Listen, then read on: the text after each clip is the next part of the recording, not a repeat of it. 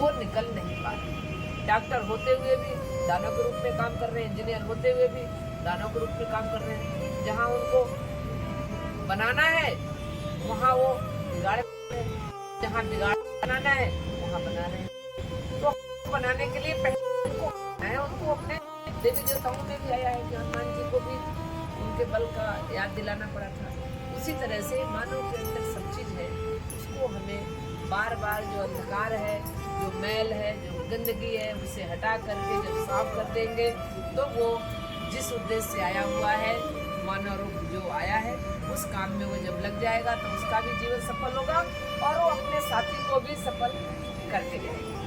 एक एक आदमी अगर एक लोगों को बनाने लगे तो पूरा ये मानव जीवन सफल होगा।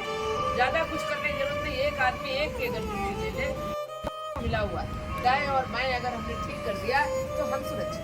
अगर मुझे सुरक्षित रहना है तब मुझे अपने जो दाएं बैठा हुआ है और जो बाएं बैठा हुआ है, दोनों जब सही होंगे हमारे रूप रेखा में, हमारे जैसे विचारों से, तभी हमारा विचार समझ में आएगा। और हम अकेले यहाँ बैठे रहे तो कोई मतलब नहीं। ऐसे ही अगर लोग अपने दायां और बायां हाथ को दोनों को मजबूत कर लें, हाथ केवल अपने शरीर नहीं, अपने आसपास रहने वाले भी हमारे ही हाथ पैर होते हैं। इसलिए इनको ठीक करना है। इनको कैसे ठीक होना है? पहले तो खुद ठीक होना है। जिन इन विचारधाराओं से, जिन इन अंधकारों में, जिन इन गंदगियों में हम फंसे हुए हैं, उनको हम हटा करके, जैसे कपड़े गंदे हो जाते हैं तो 2 बार साबुन लगाना पड़ता है। मशीन से निकालने के बाद जो दिखता है तेरे मशीन में भी साफ नहीं हुआ।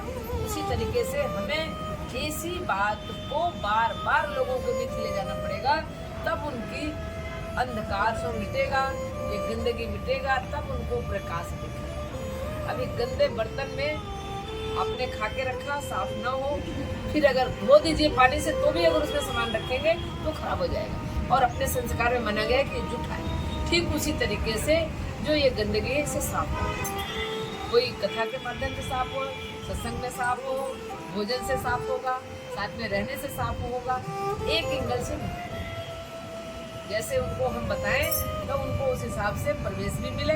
कम से कम एक केंद्र तो ऐसा हो जाए कि देश विदेश से लोग अगर आए तो कहे यहाँ तो रोटी ऐसी मिलती है, सब्जियां ऐसी मिलती है, रहते लोग ऐसे हैं, इसलिए स्वस्थ है। जब वो हमें देखें तो कहे भाई आपका राज्य क्या है स्वस्थ रहने का?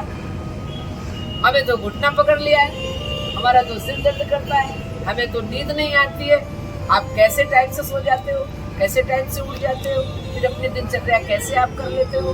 तो उनको बताया जाए कि हम ये खाते हैं, हम ये पहनते हैं, हम इस तरह की सोच रखते हैं।